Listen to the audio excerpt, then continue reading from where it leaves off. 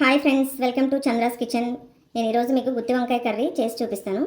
కావాల్సిన ఇంగ్రీడియంట్స్ ఒకసారి చూడండి.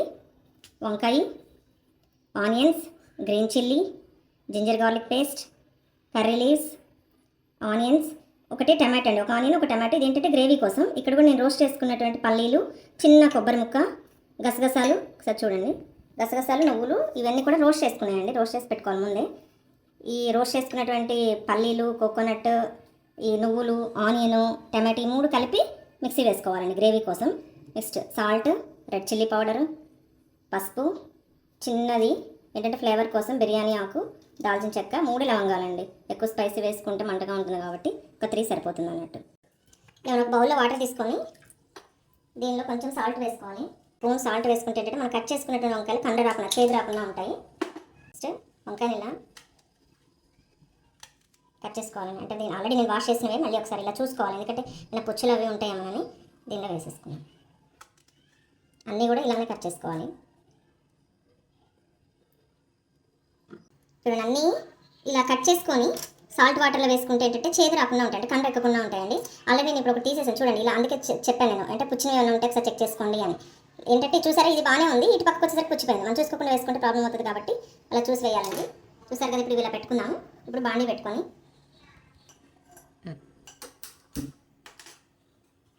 స్టవ్ వెలిగించేసి ఆయిల్ వేసుకోవాలండి. దీనికి కొంచెం ఆయిల్ ఎక్కువనే పడుతుంది. 2 స్పూన్స్ 3 స్పూన్స్ వేసుకుంటే సరిపోతుంది. 1 స్పూన్ పోపు గింజలండి. ఇది కొంచెం వేగాలండి, కొంచెం చిటపిట అంటే మనకు అయినట్టు తెలుస్తుంది. లవంగాలు, బిర్యానీ ఆకు, నేను ఇప్పుడు గ్రీన్ చిల్లీ వేస్తున్నాను.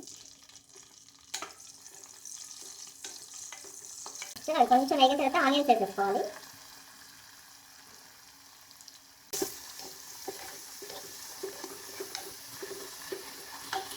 నేను కర్రీ లీవ్స్,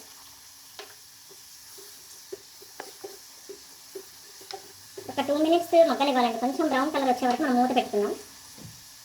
కొంచెం ఇది మగ్గిన తర్వాత అప్పుడు నేను సాల్ట్ ఒకసారి ఓకే అండి. కొంచెం మగ్గిపోయిన తర్వాత మనం సాల్ట్ వేసేసుకున్నాం. దీనిలో సాల్ట్ అని పసుపు సాల్ట్ వేసుకుంటే ఇంకా తొందరగా మగ్గిపోతాయి. ఒక 2 మినిట్స్ మగ్గనిద్దామండి. ఈ మగ్గే వరకు మనం ఏంటంటే పేస్ట్, గ్రేవీ పేస్ట్ ఉంది కదా, గ్రైండ్ చేసుకున్నాం. మిక్సీ జార్ తీసుకొని దానిలో ఆల్రెడీ మనం రోస్ట్ చేసి పెట్టుకున్నాయి కదండి, అవి మిక్సీ వేసుకున్నాము. ఇదేంటంటే ఫస్ట్ ఇవి కొంచెం గ్రైండ్ అయిన తర్వాత అప్పుడు ఆనియన్స్, టమాటో వేద్దాం, లేదంటే ఇవి పెద్దగా పేస్ట్ అవ్వవు కాబట్టి. ఓకే, ఇప్పుడు మిక్సీ పెట్టుకున్నాం కదండి.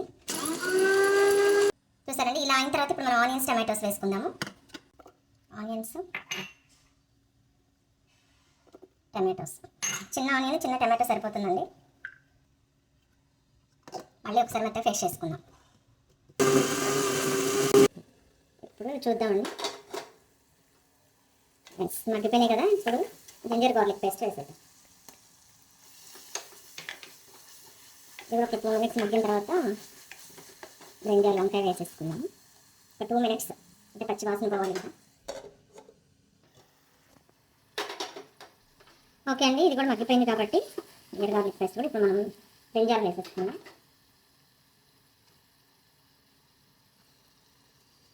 ఒక 5 మినిట్స్ పెడితే ఇవన్నీ మగ్గిపోతాయండి. నేను అందుకే ఏంటంటే వీటి లోపల ఏమి మసాలా అయితే పెట్టనండి, నేను మామూలుగా తర్వాత వేస్తాను కాబట్టి గ్రేవీ ఇవన్నీ ఫ్రై అయిన తర్వాత.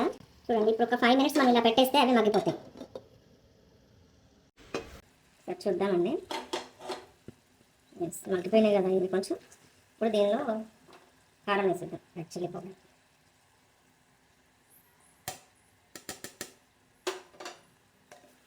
ఇది కూడా కొంచెం పచ్చివాసన పోయే వరకు వేయించుకున్నాను. ఇది కూడా పచ్చివాసన పోయే వరకు వేయించుకొని, అంటే ఒక 2 మినిట్స్ మళ్ళీ మూత పెట్టేసుకుంటే మగ్గిపోతుంది, అంటే కారం స్మెల్ కాకుండా ఉంటుందండి. 2 మినిట్స్ ఉంచుదాము.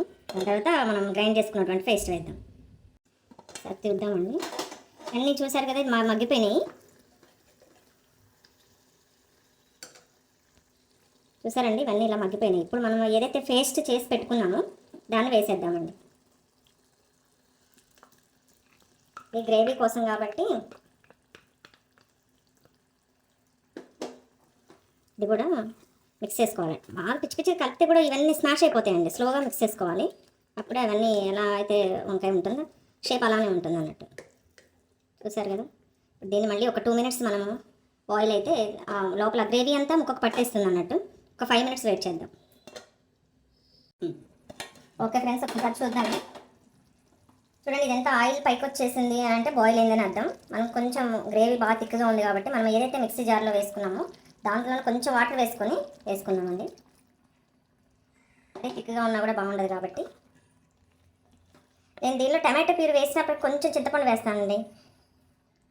కొంచెం చింతపండు వేస్తే ఏంటంటే కొంచెం టేస్ట్ బాగుంటుంది. మరీ పుల్లగా ఉండదు, చప్పగా ఉండదు. చెప్పాను కదా, స్లోగా మిక్స్ చేసుకోవాలి, లేకపోతే ఇవన్నీ స్మాష్ అవుతాయి. ఇంకా కొంచెం థిక్గానే ఉంది కాబట్టి కొంచెం వాటర్ వేసుకొని ఒక 2 మినిట్స్ బాయిల్ చేసుకున్నాం. కొంచెం వాటర్ వేసుకొని ఒక 2 మినిట్స్ బాయిల్ చేసుకున్నాం. చేస్తే ఇదంతా గ్రేవీ అంతా ముక్కలకి పట్టేస్తుందండి. దీనిలో వేసే స్పైసెస్ మసాలాలు అన్నీ అయిపోయినాయి. ఒక 5 మినిట్స్ మనం బాయిల్ చేసేసుకుంటే కర్రీ రెడీ అవుతుంది. చూడండి ఫ్రెండ్స్, మొత్తం బాయిల్ అయిపోయింది. దీనిలో నేను కొంచెము కసూరి మేతి వేసుకుంటాను. మేతి చెమ్మ అంటే మెంతి కూర డ్రైడ్ది. ఇంకా హెల్త్కి మంచిది, టేస్ట్ కూడా బాగుంటుంది. చూసారా, ఇందాక ఎంత బౌల్ అంతా ఫిల్ అయిపోయింది. బాయిల్ అయ్యేటప్పటికి లోపలికి వెళ్ళిపోయింది. ఈ ఆయిల్ ఇలా బయటకు వచ్చేసింది అని అంటే కంప్లీట్ అయిపోయినట్టు కర్రీ. 1 మినిట్ అలా పెట్టేసి తిద్దాం. ఓకే ఫ్రెండ్స్, చూడండి, మేతి ఛానల్ వేసుకున్నాం కదా, అది కూడా పట్టేసింది. కర్రీ కంప్లీట్ అయిపోయిందండి. ఇంకా స్టవ్ ఆపేస్తున్నాము. ఇది మనం వేరే బౌల్లోకి షిఫ్ట్ చేసుకుందాము.